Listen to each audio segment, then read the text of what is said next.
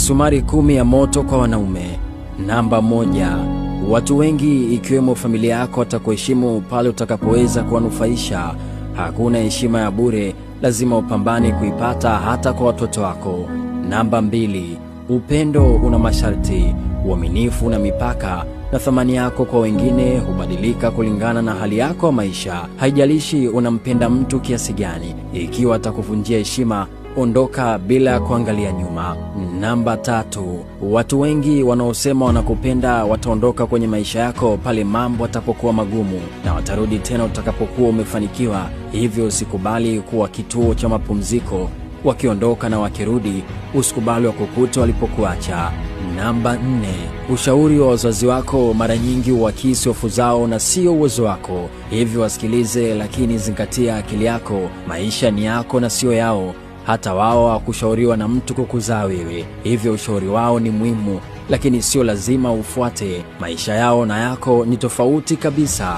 Namba 5. Marafiki zako watafurahia mafanikio yako madogo, lakini hawatapenda kukuona ukifanikiwa zaidi. Hivyo jifunze kuweka mafanikio ya siri, kwani kisichojulikana ni ngumu mno kuharibika. Namba 6. Katika haya maisha uko peke yako. Acha kutegemea au kudhani kuna mtu atakuja kukusaidia. Pambana, ukishinda sawa, na ukishindwa pia sawa. Namba 7. Mwanamke wako mzuri ni chombo cha starehe cha mwanaume mwingine. Kama hugongewi leo, kuna siku utagongewa tu. Hiyo weka akilini. Narudia tena, mwanamke wako mzuri ni chombo cha starehe cha mwanaume mwingine. Kama hugongewi sasa, kuna siku utagongewa tu. Hiyo weka akilini. Namba 8.